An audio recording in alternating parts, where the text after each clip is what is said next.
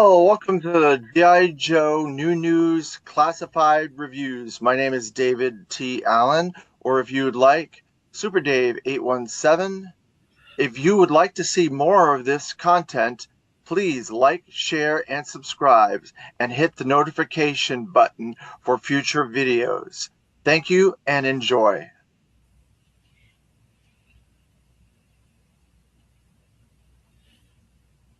Hello, welcome to another episode of the G.I. Joe New News Classified Review. I am David Allen, or if you like, Super Dave. We are here today to discuss 159 in the classified line, and it is Crystal Ball. Man, look at that Suthalu painting on there. Man, it looks cool. I've heard some really good things about this character. I've been waiting to get to him for quite a while. So let's say hello to everybody in the chat this morning. Thank you, everybody, for joining me. We have G.I. Joe 66 Delta 17. Hello, good morning. Thanks for joining me. We have Yojo Daddy. Good morning, Super Dave. Hope you're doing well. Thank you very much for doing well in this cold. Good morning, Michael Gene Fleming. Hello, good morning, everybody. Thank you. And we have Clement again from South Africa. Hello, Clement. How are you doing today? Thanks for joining us. So this, like I said, is going to be a really interesting one. Just by the artwork on that package, it just is so creepy and so weird and out there. I've been waiting to get to him for a while. There's been a lot of other people have done reviews, and they've been pretty positive reviews. Good morning, Terrence Childs. Thanks for joining us this morning. Hi, everyone. Great state of Maryland is here again.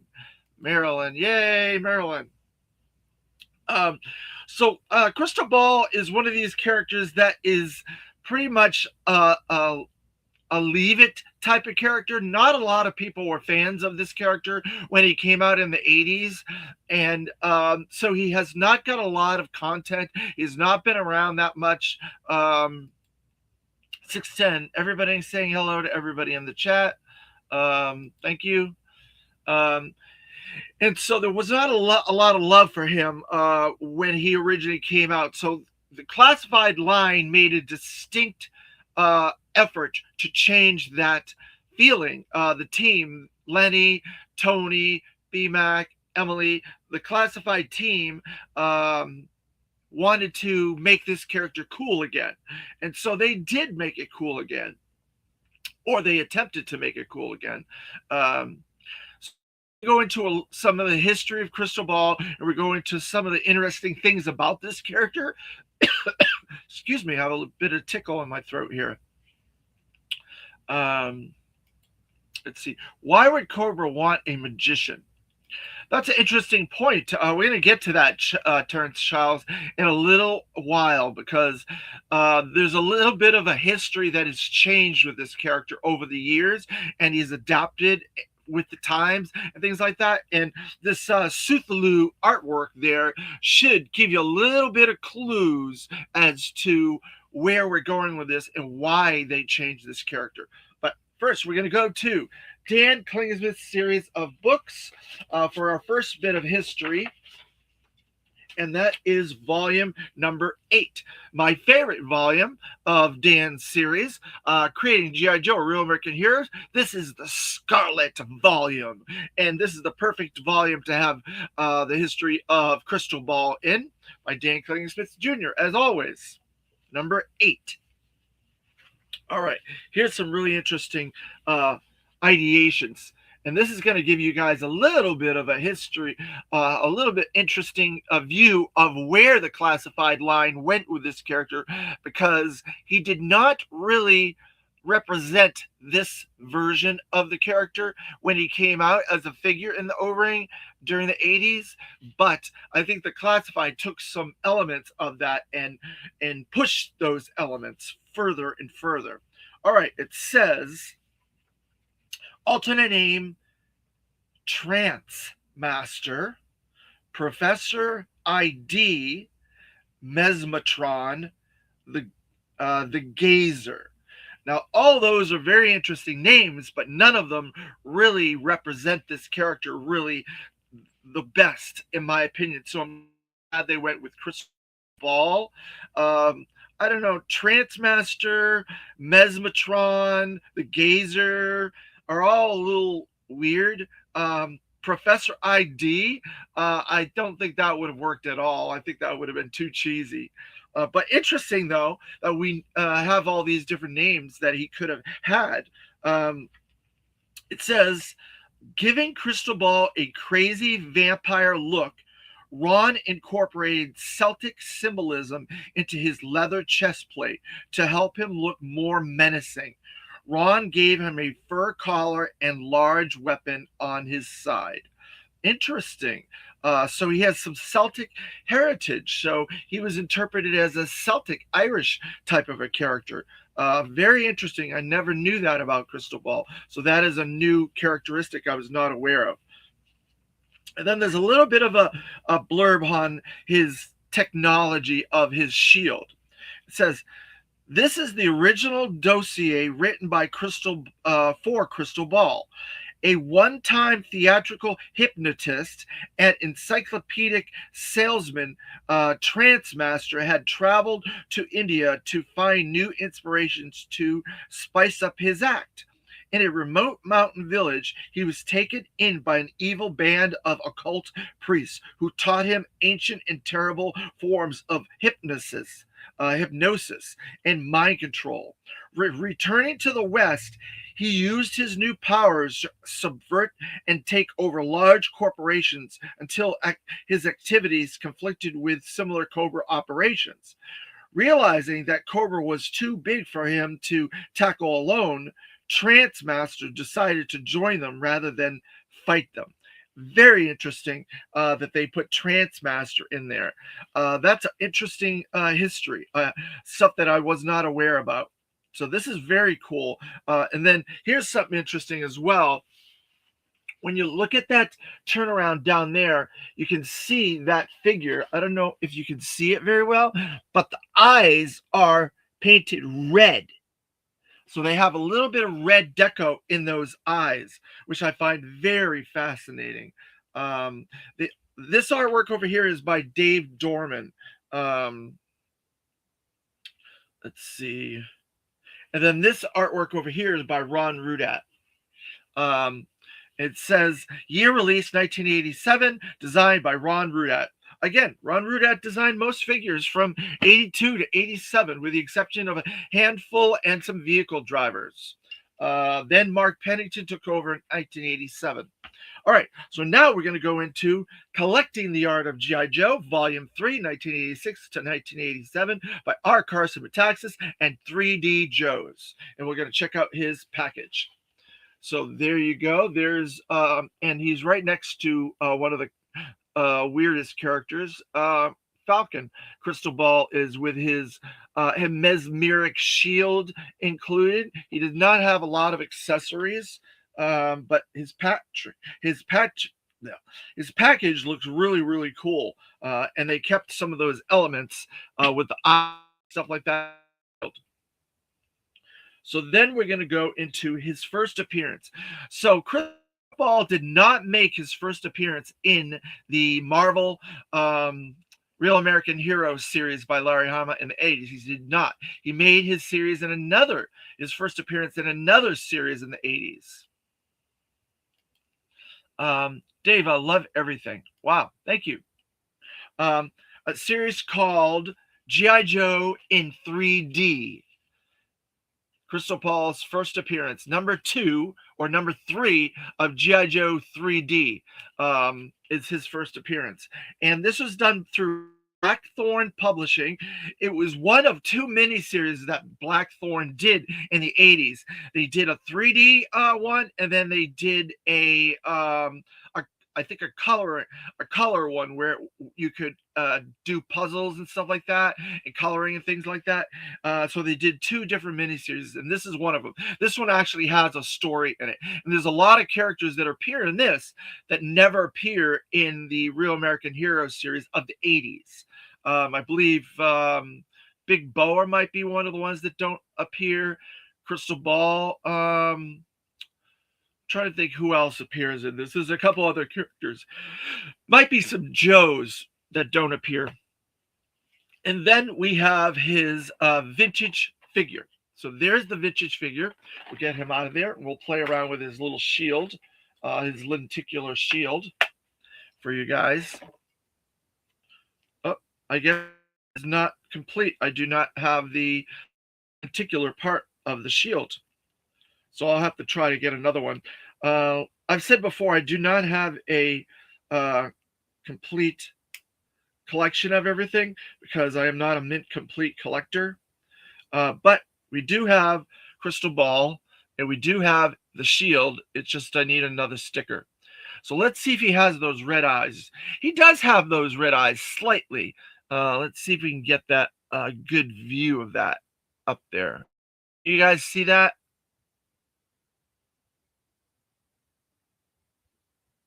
Red eyes? No? He's a solid figure. Not a lot of paint scrapes or anything. He's not wobbly or anything like that. So he looks pretty good. I like the fact that they gave him that, like they said, the Celtic detail on the chest and on those shoulder pauldrons and stuff like that to keep with that Celtic heritage of the character. Now I'm going to put him back in here. Stick him over here for now. So then there's a bit more history with this character that I want to get into that was kind of brought forth through Hasbro Classified. I personally love the Crystal Ball character. I always had him fighting Psycho in Mental Warfare. Well, that's the perfect perfect thing because on this character, on this comic, the Blackthorn comic, it has him with Psycho fighting him. There you go. So that's perfect. 610 Yojo Daddy.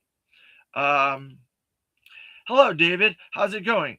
Hey, KMac user. Thank you for joining us in the chat. Everything's going pretty good today. How are you doing? So let's get back to this history a little bit. Crystal Ball's history was changed slightly in the card series, the Marvel Impel card series. On the back, it said that he was lost in the Himalayas and he was brought into Cobra-La, and Cobra-La helped him improve his abilities, improve his skills, and improve a lot of the things that he did with his powers. And the Hasbro team used that incorporation, and they pushed the character farther than he has ever been pushed before. Crystal Ball had a hard time getting him in Classified, but I got him.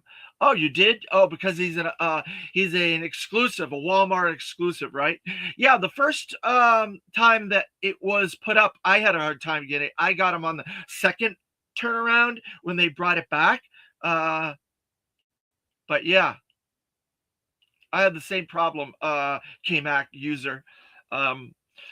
So because of all that cool technology that they added and his skills and his powers, they introduced a new type of thing with Crystal Ball, and it is the Dire technology. Dire technology, and we'll get into that in a little while.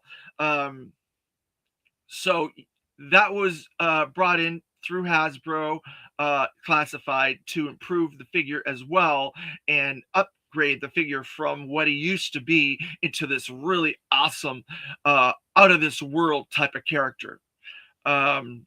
So Crystal Ball got a second use in I believe IDW's Cobra series, and they really pushed him to more of a cult leader, and he was very creepy in that and very dangerous, and he had some difficulties with Chuckles and Jinx and My Crimson Twins, and they really pushed the envelope for Crystal Ball in Cobra, the miniseries. So that's a lot of history, diverse history of the Crystal Ball character. As a kid, Crystal Ball sucked. His hypnotizing power was cool, so he could hypnotize the Joes. G.I. Joe 66 Delta 17. Yeah, yeah, he wasn't that great of a character, and the lack of content um, gave a little bit of lack of imagination for the character, so people had to use their own imagination for that character. So if you wanted to make him a vampire, or you wanted to make him a hypnotist or a magician or what have you, you could, because the content wasn't there for the character. And a lot of people did not get that Blackthorn miniseries. That was a very hard miniseries to get, and the second miniseries is even harder to get. So the fact that there was a lack of that made it easier for kids to imagine this character in any different multitude of ways. And so I didn't think about it that much. I didn't have that miniseries until much, much later. Even though I was collecting comics at the time, I didn't collect that series or the other one through Blackthorn. It just came to me many years later, where I realized there were other miniseries in that period. So I just had the character, and he was just part of my collection. He was just one of the G.I. Joe Cobra characters, and I used his hypnosis shield, and I had him hypnotize people and things like that. So there you go. As Crystal Ball was Vincent Price, and I liked Vincent Price, I think I used him as a vampire. Very cool.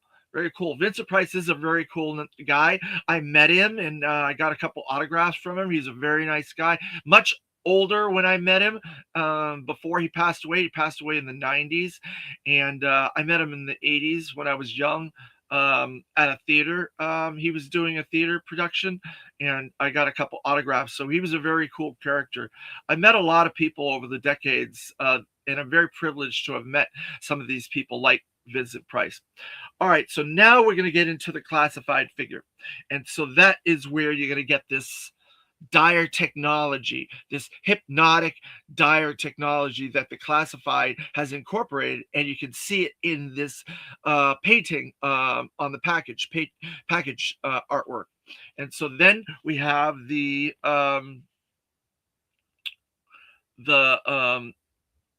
designations, the target artwork, and the QR code to nowhere. We're going to check out the designations for Crystal Ball. We're going to see what he has. So he has intelligence. He has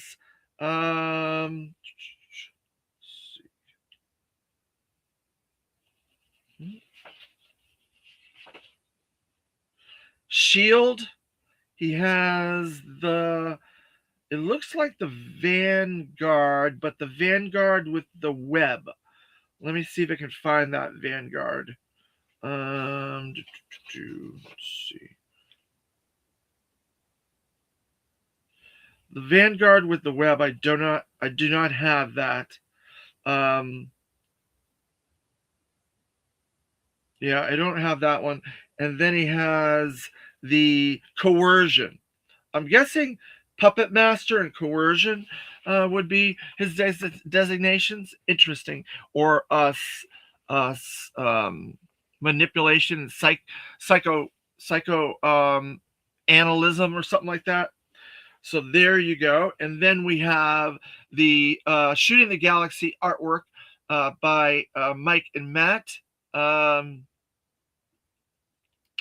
Hey, Sean Jones, thanks for joining us this morning. Thanks a lot.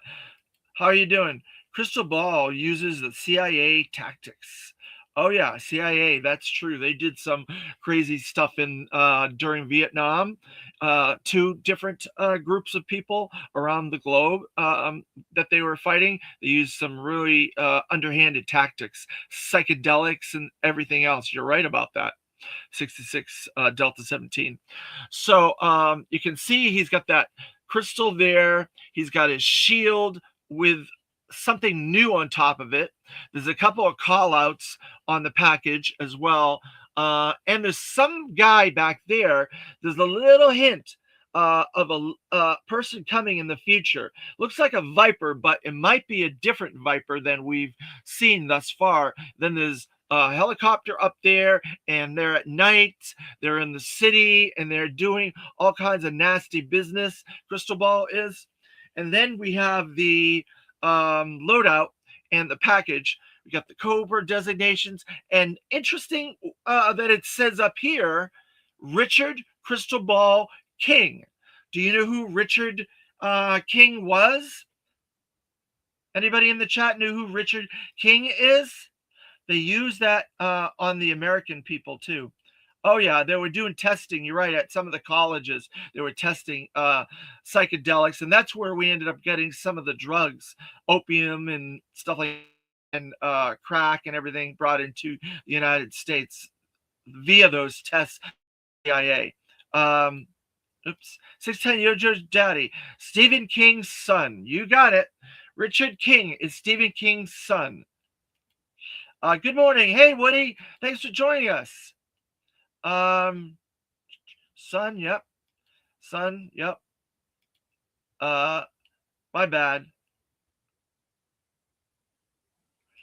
Yep. Brother. Everybody's saying hi to Woody in the chat. So Richard King is the son of Stephen King because they wanted to do an homage to Stephen King from the 80s when they gave him that name on the file card. And I met Stephen King, and he was a very nice guy. I met him at a Red Sox baseball game in the 80s. I would say like 82 or 83. My dad took me and my brothers to a Red Sox game, and we had pretty far up seats in the bleachers. But Stephen King was sitting like maybe 5 rows below us, maybe 3 or 4 rows below us. And we noticed him. We knew who he was from interviews that he had done with his books, and his picture was on the back of his books and stuff like that from the 70s and the early 80s and stuff. We're like, Dad, it's Stephen King. It's Stephen King. And we wanted to go and bother him. And my dad was like, no, let him watch the game. He's here to watch the game. But apparently Stephen King did hear my dad because after the game was over, we were walking out. He came up to us as we were leaving, and he shook my dad's hand, and he said, hey, thanks for keeping your kids from bothering me during the game. I appreciate it. And we got to say hi to him and stuff like that. And he was a nice guy and stuff like that. But he thanked my dad for having us not bother him. And so I guess that's a lesson to be learned there. Salute to my morning. Salute to my morning Woody. Man, that's funny. Poor Woody. So you guys having meetings without me. I'm hurt. Yeah, I'm sorry. That was when I was a kid. I was maybe 8 or 9 years old at that time.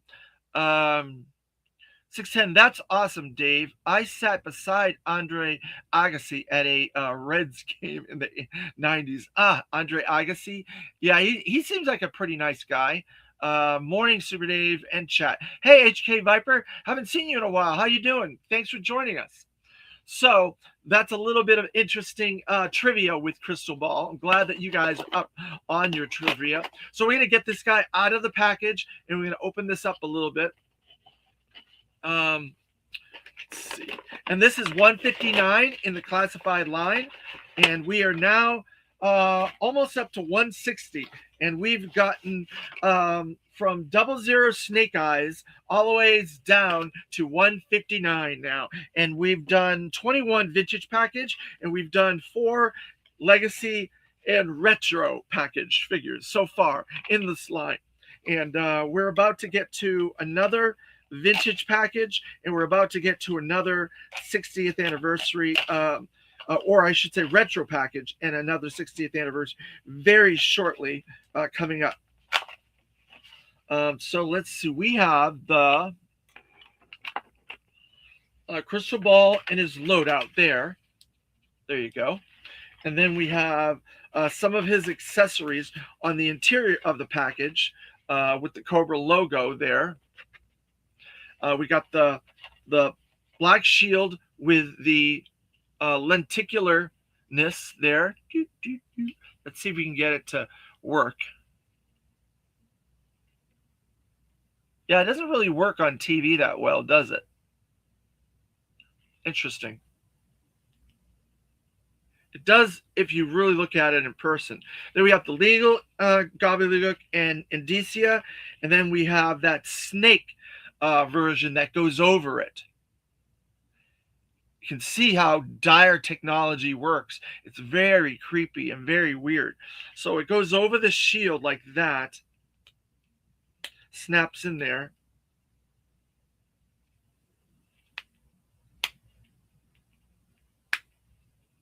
Snaps right on that shield. That's something new that was never added. And there's like a skull with those snakes going in and out all over the place on there. So that was a new element that was added. Everybody's saying hi to everybody in the chat. You hypnotize yourself. Keep doing it.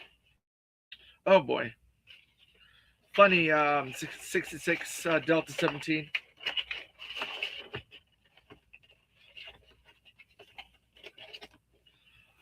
So we'll put that back in his box. All right, so now we're going to get into the figure. First, we're going to take out some of his accessories because I want to get into some of these things. But look at this Cthulhu head. Holy smokes. It's got that emblem on the top of it, and it's got those eyes and those tentacles coming out of the mouth, and they're red. You can't really tell, but they are red. The eyes and everything in there are red. It's got these evil like horns, these like devil horns, and it's got like some like it looks like merman ears, like ocean type creature ears, and it's got those tentacles coming out of the mouth with the jaw and everything like that. It is incredible. I must say, I love this. I think this dire technology is something really, really very interesting. So I'm going to put that over there with his shield. Let's see. Hey, Dude Stuff 2025. Thanks for joining us. Hello. Good morning. Strictly Cobra, what's good, y'all? Hey, Strictly Cobra, thanks for joining us. Good morning. I personally have no problem associating Crystal Ball with the Dreadnought since Larry had him running operations with them at the end of the IDW run. I see. Dude Stuff. That's interesting. A lot of that later stuff with Larry's IDW wasn't that interesting to me. It was just kind of like, I wasn't as excited or invested in that stuff. But when it came over to IDW, or like the last 10 years or 10 issues leading to Skybound, that's when it started to get interesting with me a little bit. But yeah, I understand what you're saying. So there's a crystal ball, and it has a little bitty like orb inside there of the earth, and it has all these tentacles all over it. You can hardly see the tentacles on there, but they are all over it. It looks really cool in person. See that tentacle there? It's really interesting. So I like it a lot. And then they gave him this fire sword that has the dire technology, that it's like using that energy and that fire to attack. And it has some beautiful ornate detail in the sword on the hilt there. It does definitely look Irish, like it's Celtic a little bit. So I like that. That's a really cool sword. I like all the green that they added to him. So then we have the figure itself. And there's some really updated elements to this figure, a lot different than the class of the vintage one. You can see the vintage one was a little bit more plain. It didn't have as much of a coat, and they changed some of the deco and stuff like that from gray, from the black originally, or the dark gray to the lighter gray. So they did change some of the elements, but they kept most of them the same. Instead, they made this more of a cloak, his coat into more of a cloak. And then he had that undershirt that has the ornate Irish detailing on it in there. You can see it. It's like a paint, like a little bit of a paint on there. Let's see if I can get that. You see that paint, ornate paint that's on there that gives that Celtic detail? And then he has this little necklace that he's got on there that has the little green crystal. And I think he had that. No, he didn't have that on the vintage one. So that's another new element, that little necklace with the green crystal there. And then if you look at the eyes and look at the face, they really pushed the details on his face and gave him more of that vampiric visage with his eyes and the makeup on his face, and his teeth are grinning with those fangs out of there. They did keep the template, the side of his hair black with a little bit of gray highlights like the vintage one, and they also kept that like that pelts on the side of his coat as well. They did it as part of the jacket. And then they have the shoulder pauldrons still on both sides. And then they have a lot of detail on that jacket going all the ways around that jacket as well. He's got like crystals and stuff on these arm gauntlets as well. Little crystals in there on both sides. And then he's got another gauntlet on that side that has like his hand is like a claw. If you can see that hand right there, let's see if I can get it in there. His hand is like a claw, and it has a lot more detail on that than he had as a vintage character. And then he's got a lot of tattoos and cool stuff on his arms as well. There.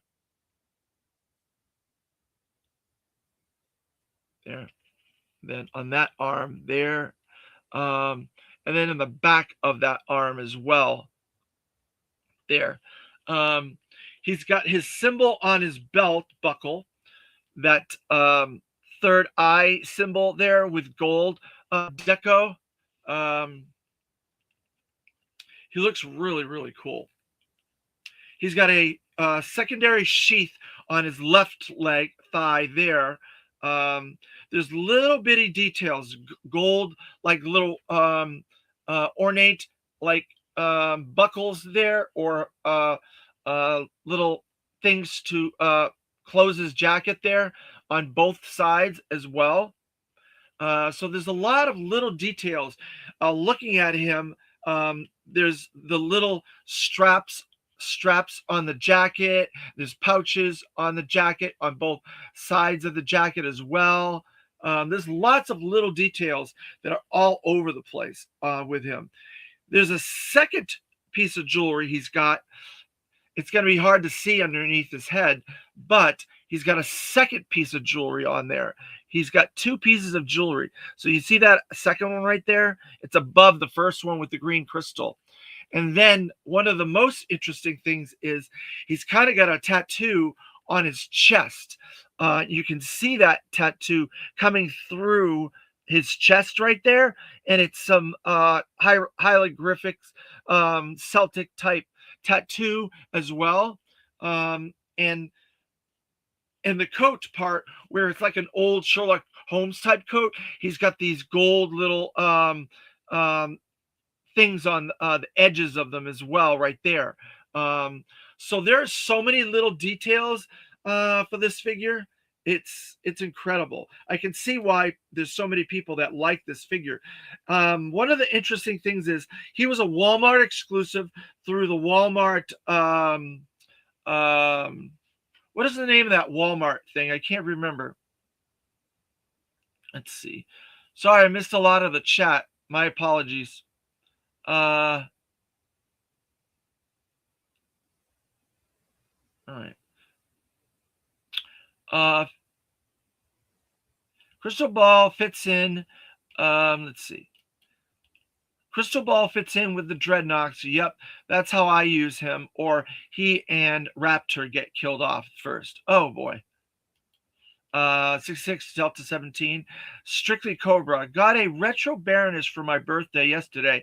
Mint card. I'm stoked. Should be getting 8 retros from BBTS and my snake armor today. Great. Happy birthday, Strictly Cobra. My birthday was a couple weeks ago. You're a Capricorn like me. Congratulations on that. Congrats, Strictly Cobra. That snake is fantastic. Yep. 610 Yojo Daddy is correct. I haven't gotten to mine yet. Happy belated birthday, Strictly Cobra. Yep. Everybody's saying happy birthday. Yep. The classified one looks dope. Yep. Happy birthday. The 3 3/4 crystal ball always looked kind of like a gypsy to me. Yeah, he definitely does. I agree with you there. And that's why I think the Vincent Price comment was pretty apropos. Thanks, guys. Big 47. Yay. Michael G. Fleming. Happy birthday. Dude stuff. How's everything going? I hear you're 47 myself, but we'll run 48 this year. Yeah, I know. Keeps on going, guys. Keeps on going. Doing good, dude stuff. I am 42. There you go. All caught up. All right. So, Crystal Ball also has a bunch of like rings on his finger, black rings there. So, there's so many different layers to this and elements to this.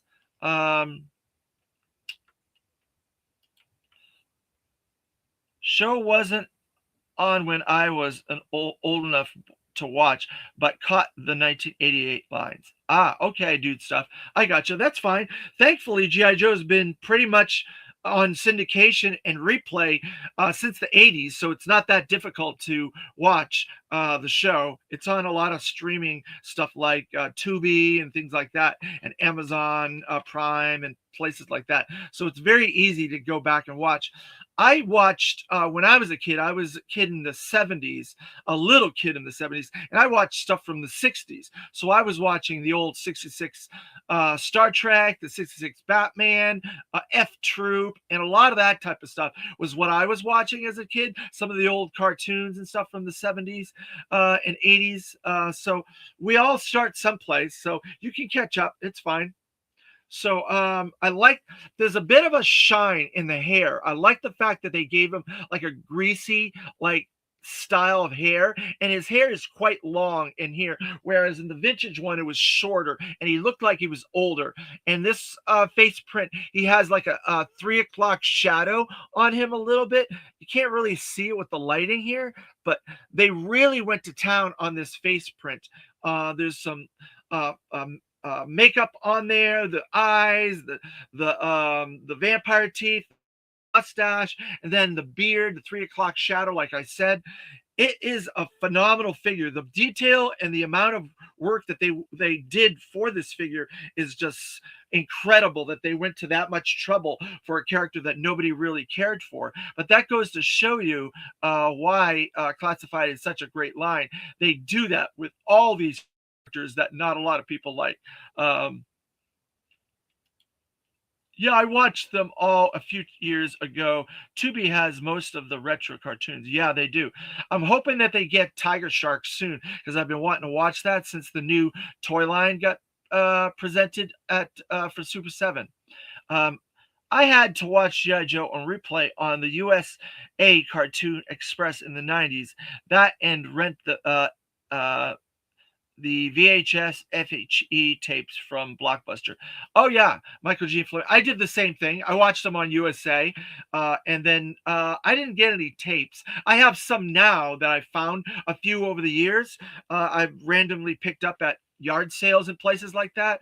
But yeah, I watched it on the USA network as well. So then we got a couple more pieces of accessories. For a single figure, they really loaded this character out a lot. So he's got this old type Western revolver with some gold detailing on there that looks really nice. Little bitty gold on the tip and around there, like some ornate gold there, and that's going to go in this holster that's on his left leg over here. So we're going to stick that in there. See what we can do with that. It's going to be covered up with this coat. It's kind of like he's a Western type character because this holster is like a Western type holster. It's very, very Western looking. You see that? Very cool. And there's a lot of detail in it as well. Every aspect of this figure is very, very cool. All the detail. And then we have a second set of hands, a open hand for that clawed version. Very Cobra La with that clawed version of his hand. So maybe that's why he can handle that dire technology, is because of the way that they changed him in Cobra La for the classified version of it.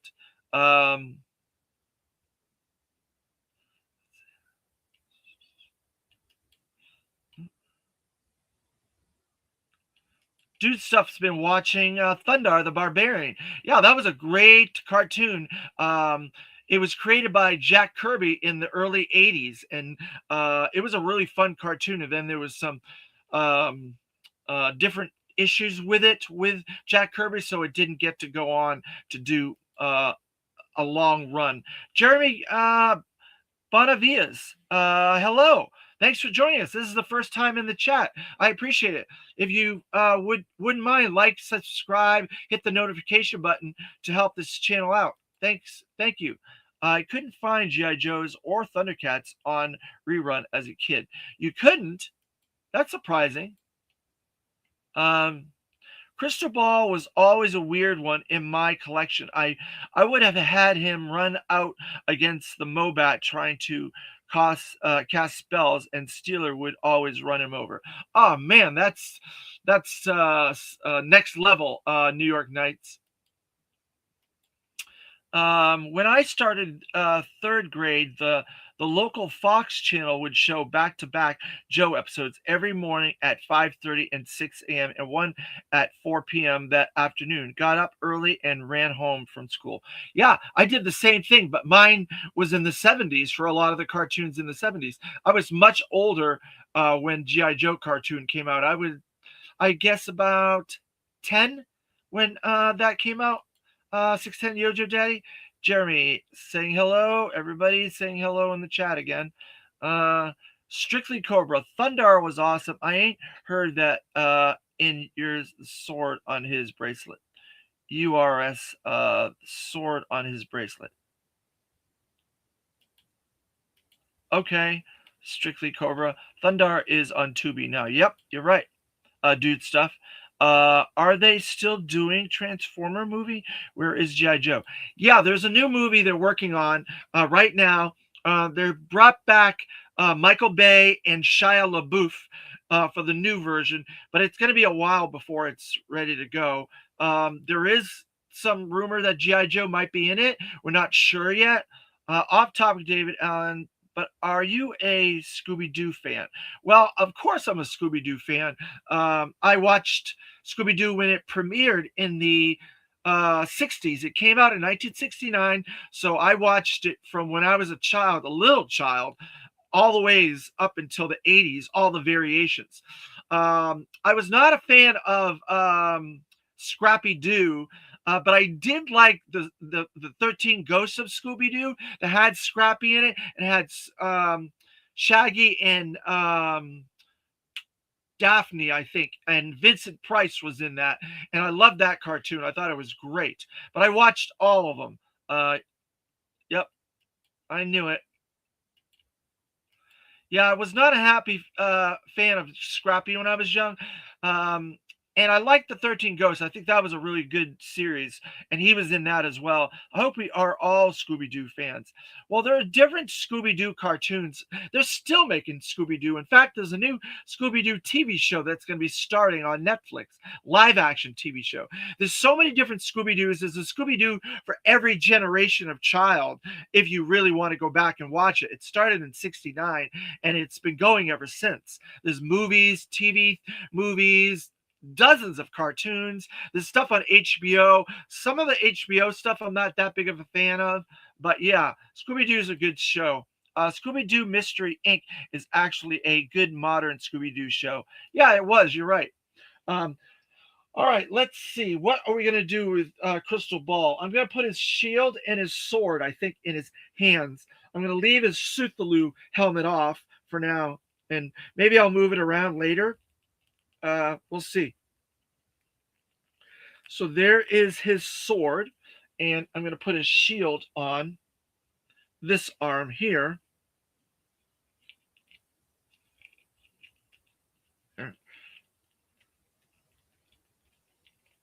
So I have to move his hand, open his fingers up a little bit in order to put that on there.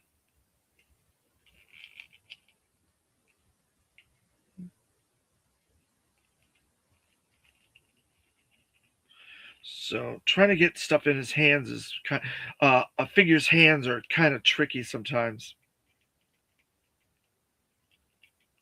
All right, so I got that around there. Then I can. Thankfully, they changed this because somebody else. There's been other figures with shields, and it's hard to get that on. They made that little thing of claw instead to go around the wrist, which is easier.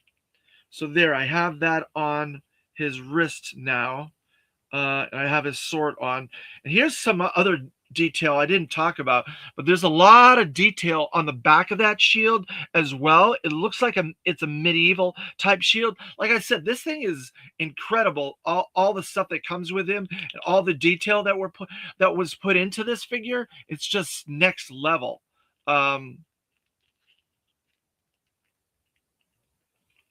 So there you got his shield and you have his sword. So I think that's how I'm going to keep him right there, like that. Let's see.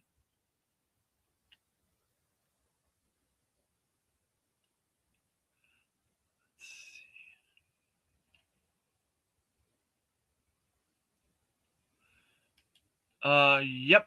LOL.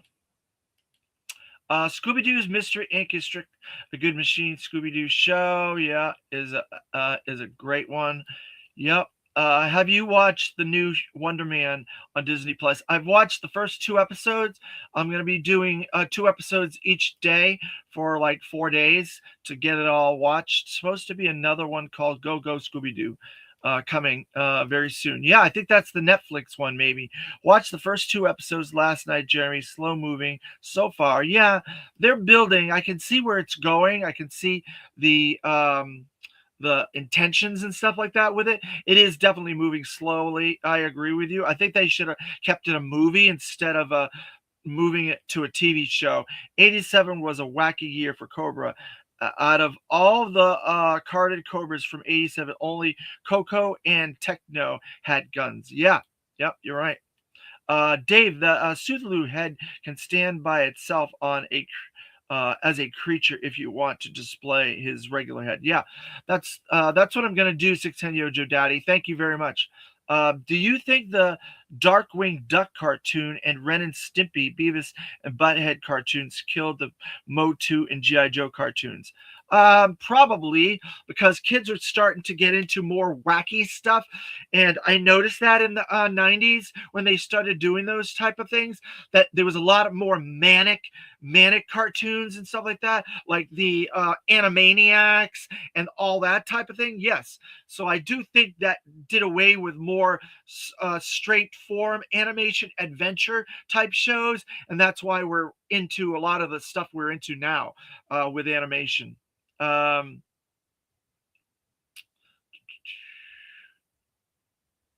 see. Doing good, Jeremy. Thank you. not this cartoons came way after those series had ended.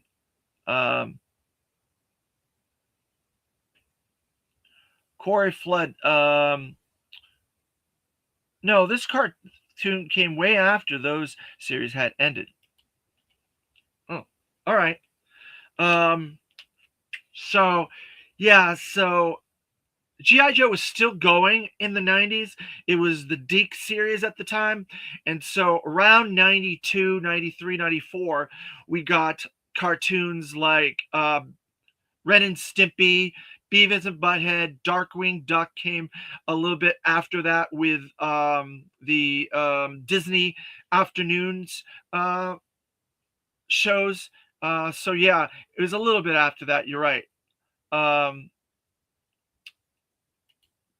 Not so much Darkwing Duck, but Ren and Stimpy, etc. Yeah, yep, you're right.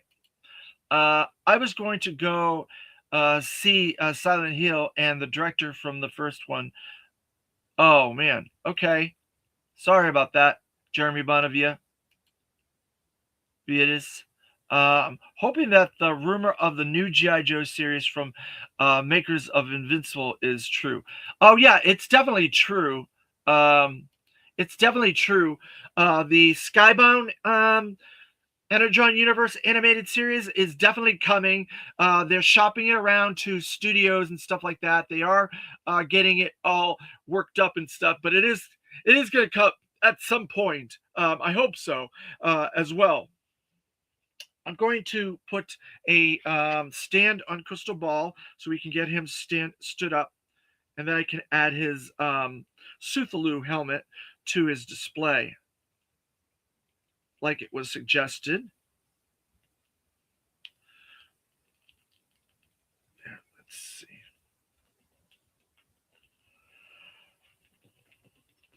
There. All right. Turn him around a little. Put his head up there a little bit like that. And then we could put his Suthaloo helmet right in there.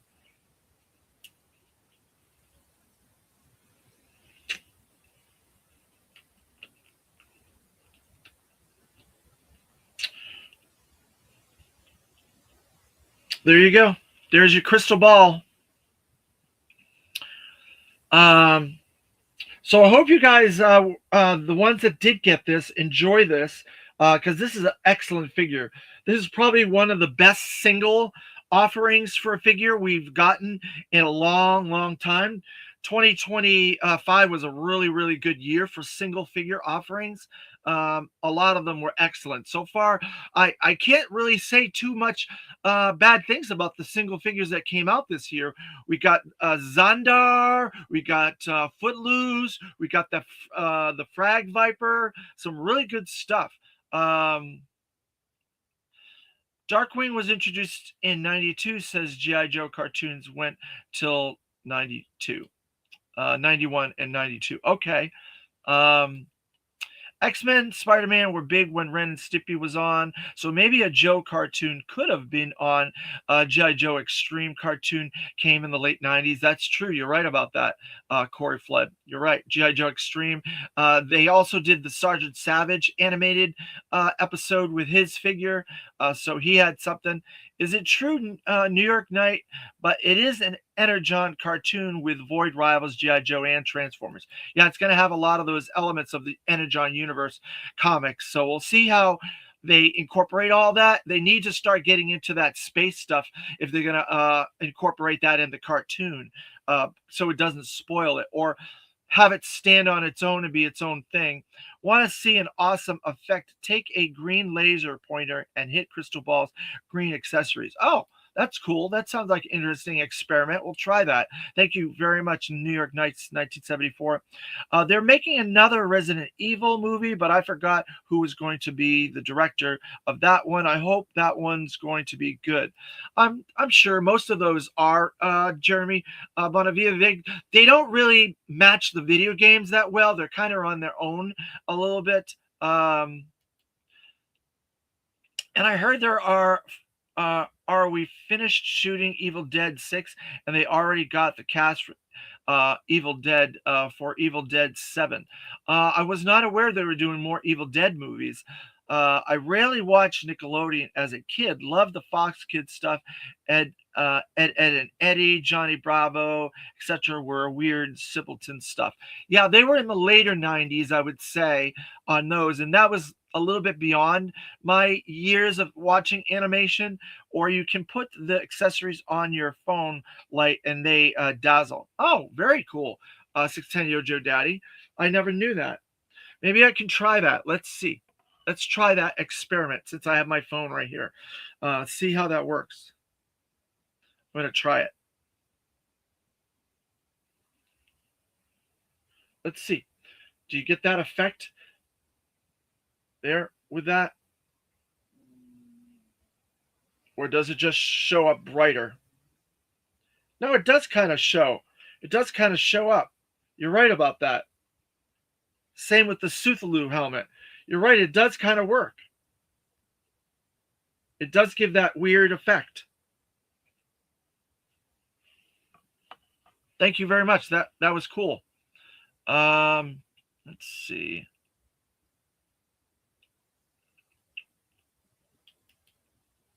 What did the big space shuttle come out? When did it come out? It came out in '88. The shuttle complex and the Conquest shuttle, I believe, '88. Crystal Ball was one of the best figures last year. Set the crystal ball on the light. Oh, you mean put the light on top of him like that? All right, let's see. Hold on. Try that. Didn't work. So put him on top of the light. Oops, I lost some of his effects. Like that.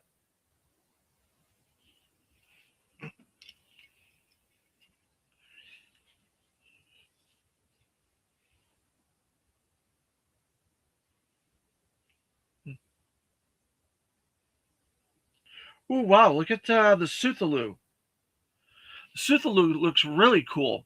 Hold on. Let me get this off of here. You guys will get a bit of a... Yeah, it is very cool. Look at that Suthaloo with that light.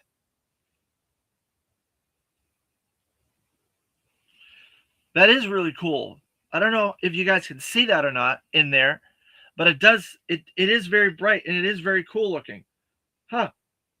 Thank you very much. That's something new. I'm gonna put his crystal ball on there and see what that looks like. Oh yeah, that does look really cool too. The crystal ball. You were not kidding about that. That looks really cool. That's a very cool effect. I like that a lot. I may leave it like that until this is over.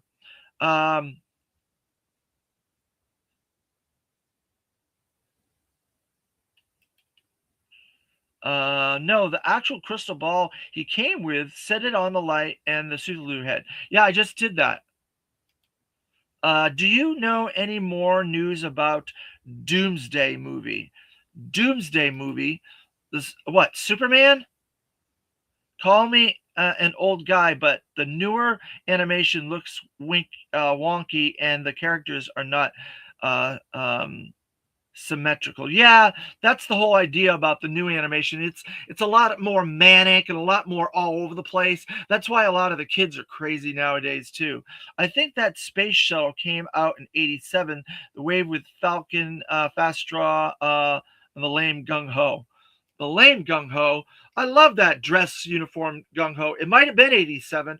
I'm not 100%. It was in that area because it's so big that there was a crossover between years. It was more of a Christmas toy, the shuttle complex. So it was around Christmas time, around maybe '87 Christmas, and then through to '87. That's where I saw it because I did see it for like $50 at stores after for sale after Christmas holidays. People weren't buying that thing for $100, which it was when it came out. But I love that Gung Ho. I think it's a good Gung Ho. You got a point. Corey, I love Dress Blues Gung Ho. Yeah, I do too.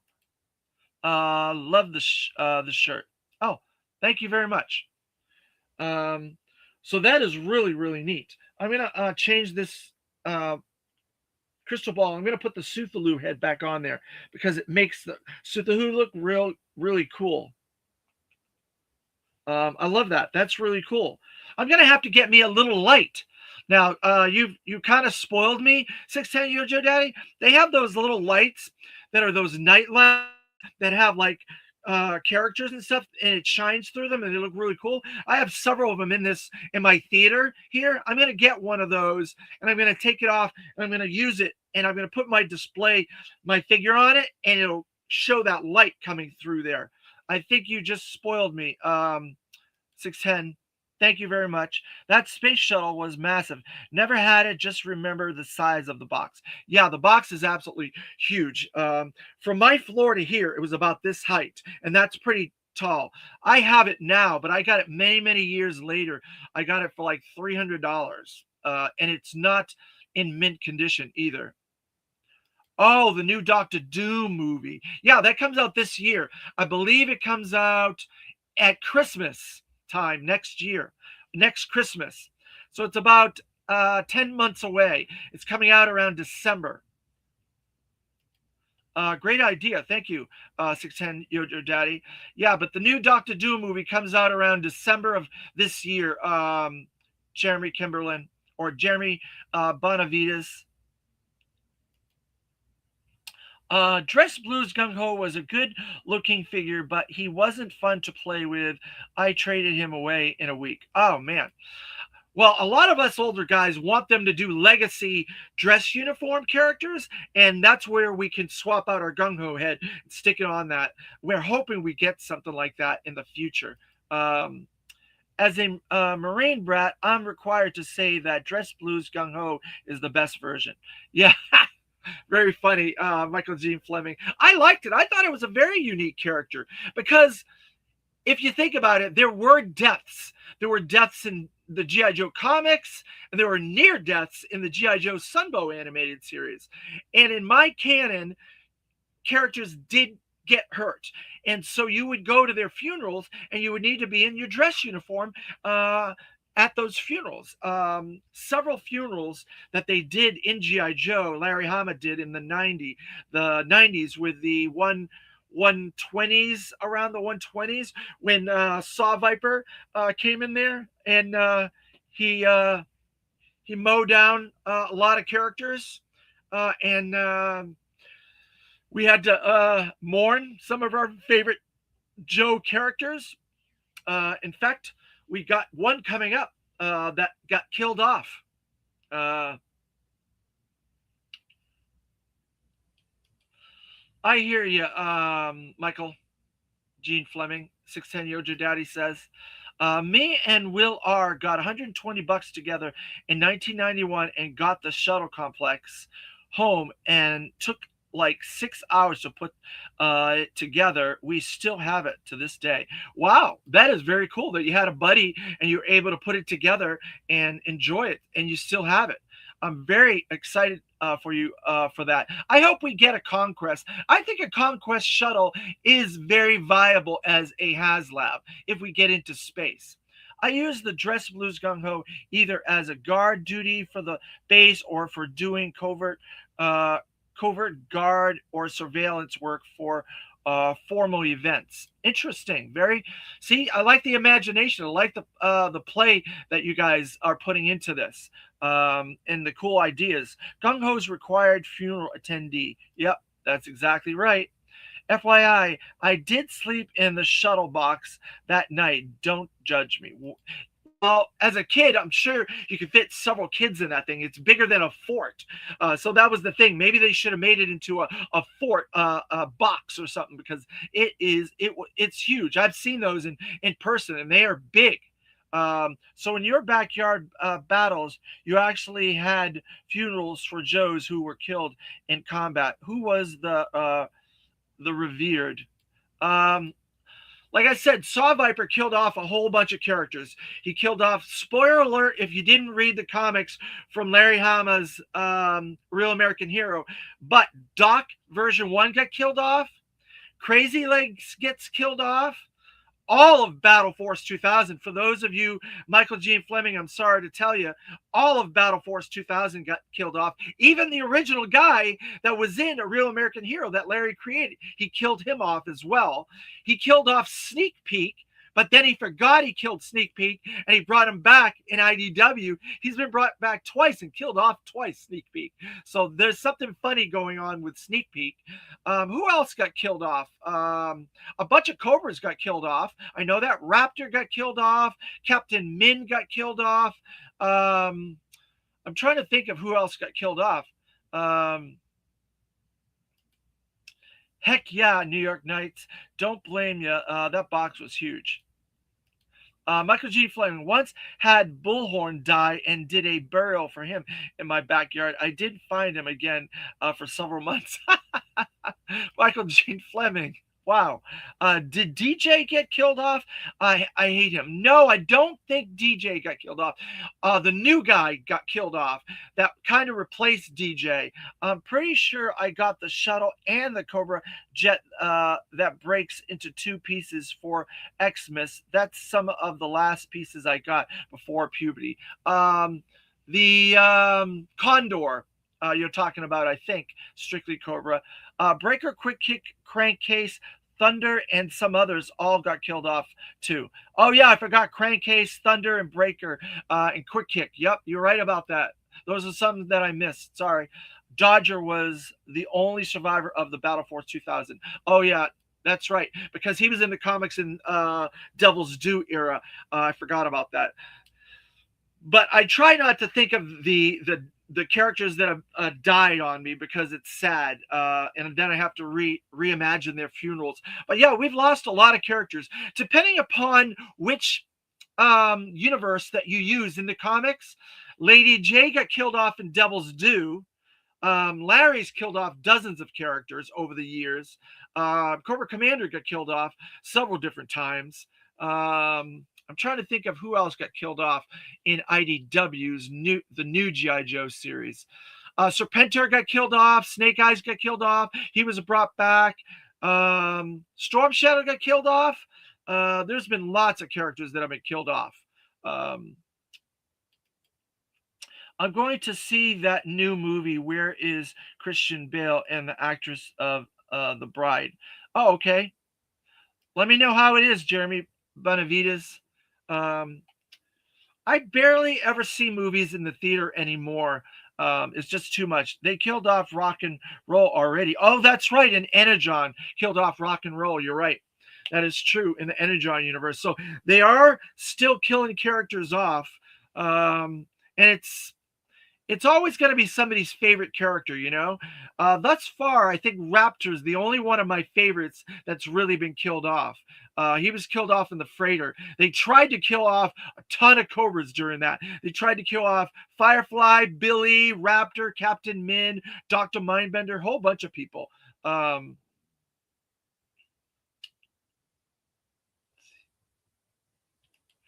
At least G.I. Joe doesn't have Optimus Prime and his many deaths and sometimes returns. Well, the thing about Optimus Prime and Transformers, they're robots. So I think there's a little bit of leeway there with robots. But G.I. Joe, Duke, they had to overdub that scene where he was supposed to die. They're like, he came out of his coma, and then they all jump around at the end of it because he was going to die. That was the first Joe in Sunbow that was going to die. But I think it's, depending upon the character, I think it's easier in Transformers to bring a character back than it is in G.I. Joe, unless it's Sneak Peek. I don't know why.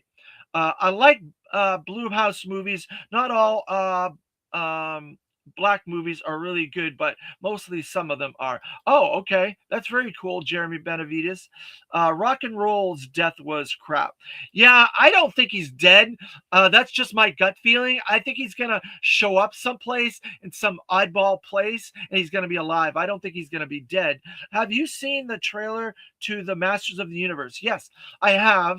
And I'm not that thrilled with it thus far. I'm going to keep my mind open to it and wait till it comes out, but I'm not too thrilled about all the time that he spends on Earth. I really want it to be on Eternia more. I know they showed a lot of Eternia at the end and some of that stuff, but I hope that's not the last third of the movie and that's all we see of Eternia. And he's on Earth like the first 2/3. I will not be happy about that. I have high hopes for that movie, Jeremy. We'll have to wait and see. Like I said, I'm holding my opinion, but I'm not that thrilled with the Earth parts. Things I learned from GI Joe: you may have to be in a coma for a couple of days, but getting stabbed through the heart is perfectly survivable. You are right about that, Michael Gene Fleming. MTV's dead. No music videos on MTV anymore. That is true. I remember when MTV premiered in 1982, and I remember that space shuttle and that whole thing with it. And so I'm that old that I saw it begin and end. And it was very sad. I watched a lot of stuff on MTV, and it was a big part of my childhood growing up until the 90s, and then it just went to reality TV, and it was just crap after that. So yeah, very interesting. MTV really went downhill in '94. Oh yeah, they started really going downhill once the real life started coming on. I want my MTV. There you go. I think somebody else should do something like that and try to make it so it's kind of like a streaming thing. So if you wanted to go, you have to go on there and you have to watch it and stuff like that to make it for the people that do want to watch it. So, and then put music back on, put documentaries of old history of videos and things like that, and creators and stuff like that. I don't mind documentaries of the creators of the music and the history of the music videos and things like that, but I don't want real life stuff and reality TV stuff. um let's see. In the Joe movie, didn't Alpine Bazooka and Gung Ho get killed? um which movie are you talking about? The live action movies, or are you talking about the Resolute movie? The only person in Resolute that got killed off in animation, to my knowledge, in Resolute was Bazooka and Major Blood. The live action movies, yes, Duke did get killed off, but in my canon of the G.I. Joe movie, Duke lives. He fell into another one of those wells, did the same thing that Roadblock and his group did in the well where they were underneath, and he left his dog tag on one of his fellow Joes that might have been scarred, or shrapnel hit his face, so he kind of disguised himself and he went into one of the wells. So I think Duke's still alive in the movie universe. In my canon, I don't think he got killed off, and I think you can bring Duke back if you have a good enough director and a good enough movie to bring him back in. That's just, like I said, my canon. Let's see. No one died in the movie. I think Bazooka, Alpine, and Gung Ho got knocked out when they freed Serpentor. Oh, you're talking about the G.I. Joe animated Cobra-La movie? Do you have high hopes for the new Spider-Man movie? Oh, yes, definitely. The problem with a new music video channel is that you can go for free to YouTube and watch any music videos in history. So maybe YouTube should do it. Maybe YouTube should do the streaming video channel for MTV and not put that stuff up for free. The Sunbow movie, Cobra-La goes to break out Serpentor and kills Alpine Bazooka and Gung Ho. I don't think they got killed. I think they were injured. I believe they were all injured in that. And I believe there is a line saying, oh, they were injured, they're in the hospital, and they'll live or whatever. I believe there's some sort of line in there. I'd have to go back and watch, because there's no way they would have killed Bazooka off in that movie and then killed him off in Resolute. According to all people that I've talked to, Resolute is kind of the ending of the Sunbow universe in animation. So they wouldn't have done it that way. Let's see. I have to watch the Joe movie again. It's been years. Yeah, I'm thinking about watching it again. I typically watch it once a year. I miss the video stores. I had the Transformers movie stand up in the 80s. Oh, very cool. Very cool. I wish I had the room. I have a lot of displays from my time in retail as well. I just I wish I could hit that lotto or get a person to donate a lot of money to me so I could turn my garage, my above my garage, into a loft, and I would totally redo a lot of stuff. I would put a lot of stuff in there. I would make that my streaming room, and I would have this huge room, and it my theater could remain a theater again, and I would have a theater, and then I would have my streaming room with all my stuff. I need a lot of money to do that though, to turn my loft, my garage above my garage, actually it's my attic, into a loft. It's going to cost me a good $50,000 to do that. But I would love to do it someday. I thought they killed Alpine and friends, much like the Decepticons killed Autobots and Transformers in the movie. I don't believe so, because there was a backlash to the Transformers movie, and a lot of people were writing in to Hasbro and Sunbow because of that movie, and they changed the G.I. Joe movie, and they did not kill off anybody in the G.I. Joe movie because of that. Remember, you could reverse the stand upstairs and posters back in the day. Yeah, you're right. You could. I remember that. Yep. Let's see. So we have some retro and 60th anniversary videos coming up next, and then we're gonna have a 2-pack of a set of Cobras, brand new Cobras that I've been waiting for a long time. As soon as they came out, and as soon as they were render revealed, I was like, holy crap, I want to get those. And I have them, and I've been waiting for a while to get to these two figures, similar to this Crystal Ball and Blowtorch and other characters that I really like, that I've been waiting on, vehicles and so on, to get to do the reviews. This is one of my favorite ones that I'm anticipating this year. Oh yeah, Xandar was another one that I was really waiting on too. So this is one, it was Woody's, on Woody's top 10 2025 video, and it was on mine as well, although I kind of cheated with it on mine, and Woody did it singles, and I did it as a whole 2-pack because I thought it was so awesome. But I'm gonna finally get to reveal this 2-pack and review it and look at it. But I got 3 more videos to get to that, so I may jump ahead. I'm not sure. So there you go. So that is the next couple of videos, and we're leading up to G.I. Joe Day, which is on Sunday. So we got 2 more days. Today's Thursday, Friday, and Saturday, and then G.I. Joe Day is on Sunday. So we'll see if they get stuff revealed earlier, maybe Friday and Saturday. I don't know, because usually the Hasbro team is off on the weekends. So I'm wondering if we'll get all this stuff on Friday or on Monday. So we'll have to wait and see.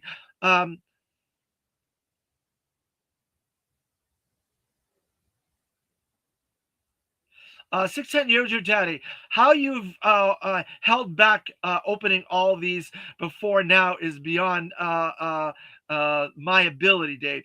Yeah, that's the thing, though. That was the promise that I set out when I did this series. When we started with 00 Snake Eyes, 610 Yojo Daddy, I said we're going to do it in order and follow the numbering, and we're going to do it figure by figure. And we've done that, and we've done pretty good. It's taken us maybe about a year and a half to go through all these figures up till this point. We're on what, 159 now, and then we did 21 vintage package. We did 4 legacy. We've done some odds and ends with the running variants and the Fortnite figure. So overall, we've done, let's see, 75, I would say about 180 figure openings altogether so far. And we got a lot more to go. We still got another 30 figures or so to go. And then by the time we do all those 30 or so, hopefully we'll have some of the 2026 merchandise, and we'll just keep on going after that. They didn't mention Hardball coming out in 2026. Did they? No, I've not heard anything about Hardball, but it's a character that is a easy character to do. You just take the bazooka shirt buck, you give him some fatigues, any number of the leg fatigues that they've done. You give him that grenade launcher. You give him Crazy Legs head. You do the arms with African deco and the face, and there you go. It's a very easy figure to make. But no, he's not been announced thus far this year. But there's 3 or 4 figures that I would think they could easily do. Hardball mentioned yet, and New York Knights not mentioned yet. Yep, that's right. Crab sticks. But I think we could. Remember, we're going to have 4 more waves of regular figures revealed, and then 4 more waves of vintage package, retro package revealed this year. On top of 2-packs, exclusive San Diego, New York Comic-Con stuff, all kinds of stuff. So they said there are going to be more figures than they did last year. And I counted everything that we got as items, not figures, but items that they made. 46 items were made last year. Not including just figures, because we got 2-packs, we got HasLabs had 3 figures, so we got 46 items last year, and they said there was going to be more items this year. So right now we're already into at least 30 or early 40s with stuff that's been render revealed, name only, leaked listings, actual ordered stuff. We've already ordered 9 items for this year already, so it's going to be incredible. This year. Yeah, we got a Night Force Hardball with yep, and we have that instructor too. I don't know what that instructor guy's name was. That was a Night Force and Slaughters Marauders guy. I live here in Robstown, Texas. Who else lives in Robstown, Texas? Jeremy Bonavias. So you must go to the DFW show. That's a very good show up there in Dallas, Fort Worth. 4 waves. Yeah. I'll explain it in just a minute. Hold on. Alabama here, Jeremy. And I'm in Florida. 67 to 420. Wow. All right. So if you look at the year based on quarters, every quarter, I believe there will be a 5-figure mainline wave, and then we'll also get 3 retro figures, carded figures for that as well. So that's 8 figures quarterly. So that's, we got the winter wave, which people are already getting the retro, and the dates have changed for when we're supposed to get the 5 figures. They're saying sometime in February, mid-February, for that 5-figure wave that we already got pre-ordered in October, and then November was the retro figures. So those were the winter figures that were pre-ordered for now. So that was wave 1. Now around February 1st and Toy Fair, we'll get the second wave that'll be revealed. That'll be the winter wave that'll be revealed, and we'll probably get that sometime during the spring, most likely June, May, and then in June we'll get the next wave revealed, and then at the end of summer we'll get the third 1, 2, 3 waves revealed. So that will come in the fall, and then the fall will get another wave for Christmas. So you have 4 quarters, and so that's 8 figures each quarter. That does not include deluxe figures. That does not include 2-packs. That does not include HasLabs. That does not include San Diego Comic-Con, New York Comic-Con, Pulse Stream exclusives, or Target or Walmart exclusives. That's just the 5-figure waves and 3 vintage retro package waves. That's all that does. So imagine everything else besides that. So that's 5, 10, 15, 20, and then 3 vintage, 3, 6, 9, 12. So that's 32 figures in that thought process right there. 32 figures. That does not include all that other stuff that I just said. So there's going to be a lot more than 46 items released this year. I'm guessing we're going to be into early 50s, if not early 60s, depending upon how well things go. We already ordered 9 items already this year. So we already ordered 5 mainstream and 3 retro, and a has Arctic Assault Hist with a figure. The leak list keeps growing. Lots of opportunities for missed characters. Yeah, this year, in order for them to do better than last year, they're going to need to put out some incredible stuff. And if it's a lot of the things that I've seen that have been leaked list or name only or render revealed or name revealed or whatever, then it should be good. It should be good. It's just trying to get some of these single figures, because if you look at a lot of the single figures that came out in 2025, like that Xandar was incredible. The Footloose is really good. This Crystal Ball, incredible. A lot of the 2-packs, a lot of the vehicles that we got, the Deluxe Budo, incredible. Cobra Commander was a single figure. Monkey Wrench was a single figure. We're going to be getting into those guys fairly shortly. In about maybe 15 videos, we'll be getting into that Monkey Wrench and that Cobra Commander, which were 2 of my favorite figures in my top 10 25. Some of the HasLab figures, like that Baroness, was fantastic. So there was a lot of good stuff that came out in 2026 or 2025. So 2026 is going to have to really go above and beyond. They also did the Gyre Viper, which is a guy that was in the back of that package, that Crystal Ball package, the Gyre Viper right there. He's coming, and he's incredible. Pythona was there. So there's a lot of stuff that came out in 2025 that was incredible. So for 2026 to overdo 2025, they're going to have to do some incredible stuff. So I'm very excited about that.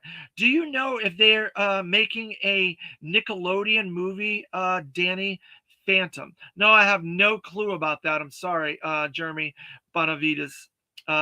They need to leak the damn whale. Oh my God. If they do a whale, I think we'll get a shuttle, a Conquest. I think they're both about the same, right? The Conquest and the whale. If we get a whale, I think we could get a Tomahawk. I think we can get a Raven. I think we can get a Conquest. I think we can get a battle tactical platform. All those vehicles are up in the higher range of classified if they want to go there for those 4, but I would love all those. So I think Cobra is a little bit in the minus there, because there's not as many Cobra vehicles that they can make. I think you can get the Bug, you can maybe get the Mamba, you can get the Hydrofoil. What else? You guys name some Cobra vehicles. The Terradrome as the pizza size Terradrome that I've talked about. There's 4 HasLabs there. The Stun, I think, is not big enough for a HasLab. Thunder Machine, I don't think is big enough for a HasLab. But those are the Cobras. Maybe they could do the Aspid and do a classified Aspid. That would be incredible. But I think Super 7 is going to do the Aspid before anybody else. That would be my preference, because then we could use it for our O-rings, and we can use it for our 4-inch, we can use it for our reaction, and we can use it for reaction plus. That's would be my preference, is an Aspid 4-inch scale vehicle from Super 7. And that would be a vehicle they could do that no one has ever done in the history of G.I. Joe. There's been some custom versions of it, but they've never made a legitimate approved version. So I hope Super 7 does that. That would be a vehicle I think they could get away with. And that would help them maybe reduce the Cobra mothership a little bit as well. But So what do you guys think we're going to be getting for the G.I. Joe leaks for G.I. Joe Day? Do you think we're going to get some of these renders that we've already seen, like the Arctic Assault Team, Steel Corps, Arctic Saw Viper, and Drift Viper, the Royal Guard?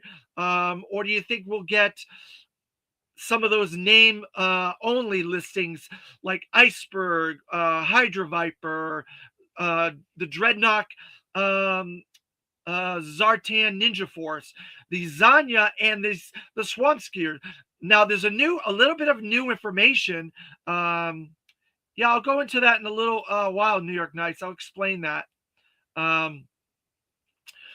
There's a new bit of information. I talked about it the other day where they had this item that was supposed to come in that came in the port. That's a $60 item, and now it's a lot of people are saying it's Zanya with the Swamp Skier is that $60 item because she does not have a designation on the leak listing designations, and so they're putting two and two together that she's a $59.99 item with vehicle figure and vehicle set, and that's what that could be, that item that came into the ports. So we may get that revealed on G.I. Joe Day as something that's coming in, and they'll put it on pre-order sometime in February, possibly. That's what people are saying, and I'm not sure if that's accurate or not. But then we got Taurus and Red Dog that was name only revealed. We have Chabang, which is a rumor that he's going to be a 2-pack. We don't know if that's going to come out, and we'll find out who that other figure is with him. So there's a lot of information. Cobra Earthquake is more traditional colors, may be too big to do, but would make an impressive centerpiece for a Cobra display to do a HasLab. Very interesting, Michael Gene Fleming. McLeod said we will for sure see the second Standard Wave Joe Day, and I think you're right about Zanya and the Chameleon. Yep. He did say that. You're right about that. He believes the next wave will be revealed on G.I. Joe Day, and possibly the next 3 retro figures. The hammer would be the same for G.I. Joe. You could display a lot of figures on it. Yep, you're right.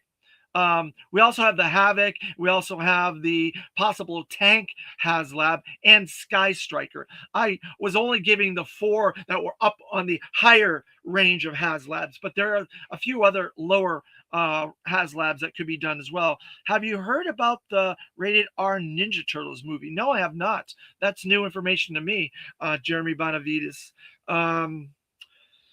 So then we've already got kind of a leak on the Wild Bill as a retro card. So possibly he may be part of that 3-figure retro card wave, but who else would be with him? Would it be that Flash, that name only Flash that was in the Entertainment Earth leak listings? Would they do him as a retro card first and then do a different version later and then do Grand Slam the same way as a retro card version like they did with Zap? Possibly. Equalizer, yeah, that would be a really cool item as a HasLab, or at least include that turret as part of a Tank HasLab with 4 different modular turrets that you can swap out. I would love it for that. I think that makes sense for a tank, because I don't know if we need like 10 tanks. We could do 1 tank and just change the turret. Or if you do the HasLab, you can buy 5 tanks. You can do a turret for each tank with those armaments for each one as well. And that would increase your sales of your HasLab. That's just my thinking, but I don't know. If anybody sells comic books, I'm looking for 1950, 1960, 1970, 1980s horror comic books. Let me know if any of you are selling any of those for cheap price. All right, Jeremy Benavides. Go to some conventions. There are a lot of comic conventions where they're selling horror comics, especially in Florida. We got a convention practically every week. Comic book. Chabang could come with a Leaf, the Night Creeper leader. Now that would be interesting because they did his head already, right? and they decorate it for that as well. That would be interesting to put Shebang with Alif, the Ninja Force, the Ninja Creeper, Night Creeper leader. I think then you can get a reuse out of that Night Creeper mold, change it slightly, and put that other head on it. Very smart on your part, New York Knights. I never thought of that because there's been rumor that it was going to either be Scarlet Ninja Force or Snake Eyes Ninja Force could come with that 2-pack. But I like your idea better. I like the Cobra versus Joe aspect of that better. Jeremy, I think you're referring to the last Ronin Ninja Turtles movie still in development. The last Ronin, which has to do with the future. They're in the future and it's a lot more violent and dystopian. I get those comics. Do anyone have any SpongeBob comic books or Scooby-Doo comic books? I don't. Sorry. Strictly Cobra. I'm going to try to get in on this year HasLab. I want to back at least one project, but it will have to be the Equalizer, Night Raven, etc. Well, it's going to be a Cobra, so I believe it's probably going to be the Moray. That is very heavily what this HasLab's supposed to be. We're going into water next year with HasLab, and so with Deep Six and Hydra Viper and a lot of this stuff that's coming out, I think we could get an Undertow, Iron Grenadiers Undertow, and the Shark and the Water Moccasin. So I think next fall leading to the next year is going to be water themed.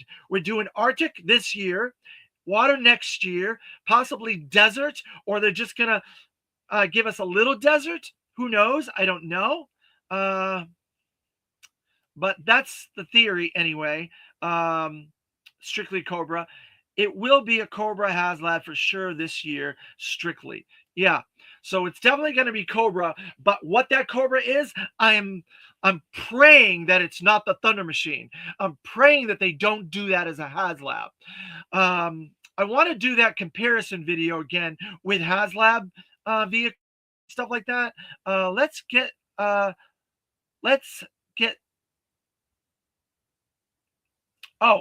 get some sound attack going with some of the vehicles.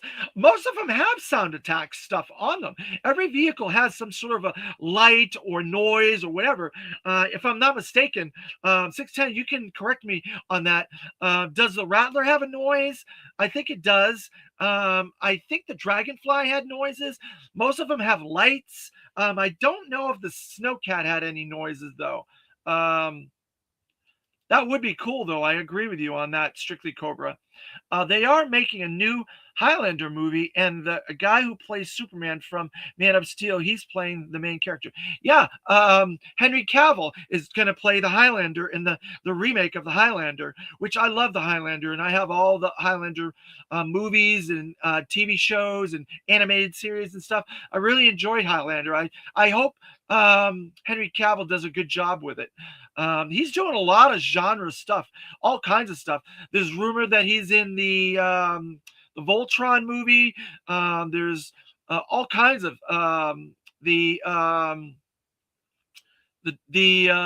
other movie? He's in the one with the lions. I can't think of the Power Rangers. He's in that. There's rumors. He's in all kinds of stuff.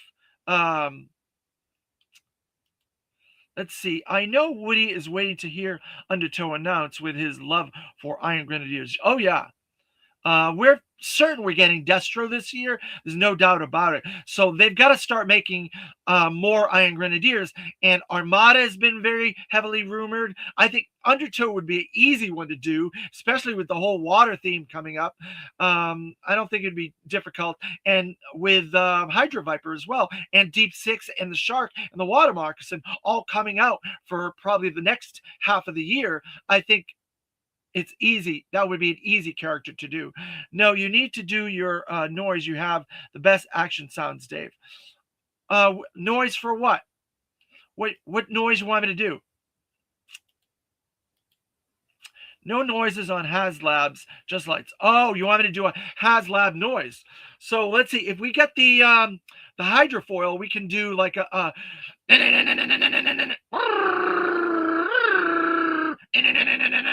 about that? Is that a good hydrofoil noise? Oh man. Oh, just lights. Okay, 610 Yojo Daddy, I gotcha. I'm hearing a possibility of a retro Iron Grenadier now. Yeah, there's a possibility of a retro package Iron Grenadier too. There's a whole bunch of possibilities for the thing about retro package figures. It can be anything. There's like 15 retro package rumors out there. It could be any one of those. That could be the next 3-figure wave. Thank you. Cavill's doing Voltron, Power Rangers, and his real passion, Warhammer. Yeah, he's got all kinds of stuff going on. He's just leaning heavily into the fan-based stuff right now. Do you know if Bumblebee has his own solo comic? Yeah, Bumblebee did have his own through IDW. There was a Bumblebee series, I believe. There may have even been an anime comic with Bumblebee as well. I'm trying to think of HasLabs. So if we get a Joe Cobra one this year, what? Oh, that's what I was going to say. What Joe ones would you guys think could be our next one? Do you think we'll get a water-based HasLab to go against the waterfoil, hydrofoil? Do you think we'll get a jet to go against the Rattler?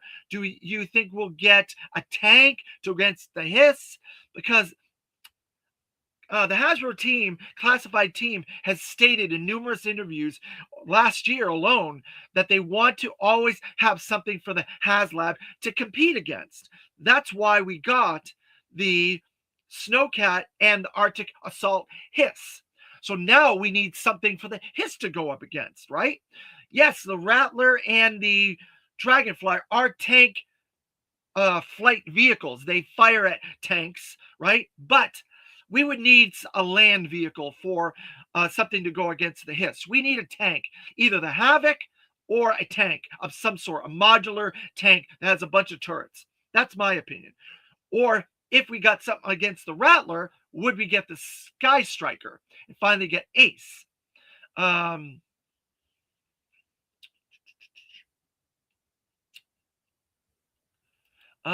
don't know if we're getting a general Strictly Cobra. That's pretty big. That's bigger than the Whale. That's bigger than the Whale, which New York Knights wants. But I don't know. I don't know. I just don't know. I think the next Joe has to go with Mahler. It makes sense. I would rather have the Havoc. Yeah, I'm 100% with you on that.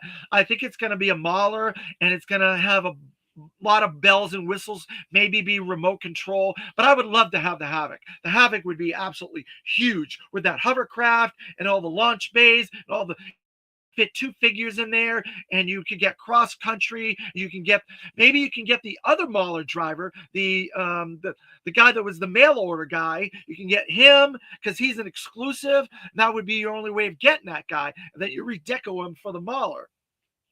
Heavy Metal was in the Mahler, right?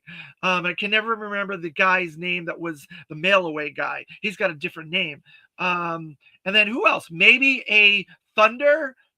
Stick a Thunder in there. Who knows? I don't know. There's some interesting stuff. There's all kinds of possibilities. He was doing that movie and they had to stop it because he messed up his leg. Andrea Beck filming it. Who was that that messed their leg up? Henry Cavill? Henry Cavill injured himself on the Highlander movie? Is that what you're talking about, Jeremy Bonavides? I hope not. People have been injured on movies before. Tom Holland got injured on one of the Spider-Man movies. Harrison Ford got injured on the last Star Wars movie he was in. So people do get injured on these things. But if they made a classified general, you could stand all 150 plus figures on top of it. Maybe even the retro ones too. It would be huge. It would be bigger than my table. You think the USS Flag is going to be big? You have to park that in your driveway. The General would absolutely be huge too. It'd be the size of a coffee table. So I don't know. You guys are getting into monstrous things here with some of these vehicles. I just don't see it. I'm trying to keep your expectations as realistic as possible with these HasLabs. I'm giving you the things that I believe are doable in HasLab. Unless you want to spend $1,000, they've got to stay underneath that 450 range. If they go any higher than 450, they're gonna price people out. I'm telling you right now, because you're not going to be able to buy 5 of those. Imagine 450 with the taxes and shipping. That's close to $500, right? Trying to get 5 of those, that's $2,500 or $2,300, because there'll be a little bit of cut on each one. It's not going to happen. It's not going to happen. You've got to keep these things in the $200 to $325 range. That's where I think the sweet spot for HasLab is. They went past 300 to 325, but I think the highest you can get is 350. And if you go past that, you're going to price people out.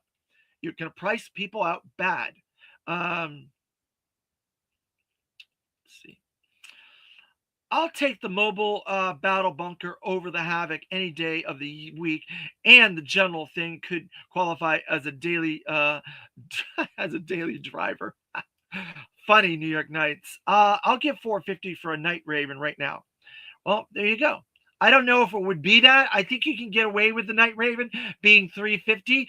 If the Rattler was 325, I think you can get away with the Night Raven being 350 with the male Night Raven driver and Raven, the female Night Raven driver. But that would be it. One would drive the drone, one would drive the main one, and then you would have all the bells and whistles that would go with that. But that would be your 350. I think that would work. When are you going to get zombie versions of the G.I. Joes? I think that's coming up very, very soon, Jeremy Bonavides. I think this year we're going to be getting Toxo zombies and Toxo Vipers and Life and Airtight. And we're going to be leaning heavily into the Mole Rats stage 3 and stage 4. And that's where your zombie is going to go. It's going to be Mole Rats. And that's where the Toxo Viper is going to come in. And the Airtights are going to come in and start to battle that whole idea of the Dark Energon that they've been building for quite a while, for 3 years now, that we've been building the Dark Energon since the first Mole Rats was revealed. And now we have all this technology, this dire technology that Crystal Ball is getting into and stuff like that. We're really going into a lot of the fringe science of Cobra right now with those Mole Rats, the dire technology, Cobra La, and Iron Grenadiers, Dr. Mindbender, all these science experiments, the rumor of a Fatal Fluffy coming this year to add to the monsters. So it's going to be some really incredible stuff coming in the next couple of years. And I want all of it. I want all that science. Possibly that Raptor master with his Raptor. Who knows what they're going to do with that and all kinds of other creatures that we could get. Maybe Manimals, maybe Lobotomax, and all those guys from the space, if we get into space. All kinds of really cool stuff. I doubt it would be popular enough to make, but I would be ecstatic if they did the mobile battle bunker. That was my first mid-sized G.I. Joe vehicle. It is a lot of people's favorite vehicle. They do love that. There's a lot of people that like that vehicle. So I don't know. Yes, on Highlander. Okay. So I don't know. Battle Bunker. It's an interesting vehicle. It's a Sergeant Slaughter vehicle, so that might be a way to put another Sergeant Slaughter. But I think we're going to get the Triple T first, and then we may get the USA Sergeant Slaughter, because we haven't gotten that one yet. As much as we've gotten, let's see, 1, 2, 3 Sergeant Slaughters, we have not got the USA Deco yet of Sergeant Slaughter. So that will be your next figure for Sergeant Slaughter if they do it, and it'll come with the Triple T. And the fact that we're getting all the stuff from Cobra La and all the stuff from the movie, and they're doing the Sergeant Slaughter's Marauders heavily over the last couple years. We're getting Red Dog and Taurus. I think that's your next Slaughter's item, in my opinion. I would like to get the hardball, and I would like to get that instructor to go with him as well, possibly for the Sergeant Slaughter's Marauders. Those would be two new characters you could get. There has been no word, 610 Yojo Daddy, on Cesspool, but they have talked about him twice, that he was on their own personal list of characters that they wanted to get to, and they feel they could make a really cool version of Cesspool. Lenny has done that twice now in several Pulse and interviews. I think we'll see Airtight and Cesspool this year, but they have not. There's been no leaked information on Cesspool. So that means because he hasn't been leaked, that he's probably going to be a Pulse Stream exclusive. So if we do get Cesspool, it'll probably be a deluxe. It'll probably be a Pulse Stream exclusive somewhere in this world with Airtight and the Toxo Viper and the Mole Rats stage 3 and 4. If you put all those pieces of that puzzle together, that's the only way we would be seeing Cesspool. You're back. Where did you go? Maybe we could get a Dark Energon bat that has some Energon crystals growing out of it. Oh, yeah. There's no doubt we would get an Dark Energon bat, probably a Dreadnought bat. Both of those, they could push the envelope on both of those variations of bats and give us two new bats that would just be out of this world. I would love to get either of those bats. So New York Knights, that's a call on that. I haven't read that comic. I would love to read a comic book of Batpool. You ever read the Batman Deadpool comics yet? They're pretty good. It's interesting. I'm looking forward to the Spider-Man Invincible comic personally, and the I think it's Superman and Spider-Man. Both of those I'm looking forward to. But that's really cool. So let's see, what else do we got going on? We've really gone far today on today's video with the chat. So I wanted to mention my show again, the Senflo Joe Show, Central Florida, Deltona, Florida, at the center at Deltona. Mark Pennington is our primary guest. He's a designer and comic book artist that worked at on G.I. Joe in the 80s at Hasbro. We also are going to have Adam Riches, Matthew LaCroix, Hawk Saunders, Roger Taft, Jason Mark Sobel will all be guests at our show. Oh, you had a swim. Okay. And then we're going to have After Action Report, Rising Sun Comics. We're going to have Strike Force Alpha. Joe Fest is going to have a booth there. I will have my own booth as well. I'm trying to think. We're trying to get a couple more Hasbro people to the show from the 80s original brand team to the show. Possibly Bob Swanson. I don't want to jinx myself, but he was a executive in the same way that Kurt Bazzian did from 85 to 2000. Bob Swanson was kind of one of the executives on the brand, and he also worked on the WWE brand as well. Senflo Joe Show, 610 Yojo Daddy. Yes, thank you. The Senflo Joe Show. So it is going to be April 19th of this year. So if you have the inclination, you want to come on vacation to Florida after your bad winter and enjoy yourself and go to Disney and go to Universal Epic Lands or go see Cape Canaveral or go to the beaches and enjoy yourself with your families, spring break, come on over to our show. It's a one-day show on a Sunday, and you'll have tons of fun and get to meet a lot of people, G.I. Joe fans, G.I. Joe guests, vendors with all kinds of cool merchandise, G.I. Joe, Star Wars, you name it, will be there as well, Lego. So I hope you guys could make it. It would be excellent to see all you guys in person, whoever is able to go. If not, come to Joe Fest 2026 on the 28th, 26th through the 28th of June, and I can see you guys there as well. Why are you swimming? It's cold. You making me cold.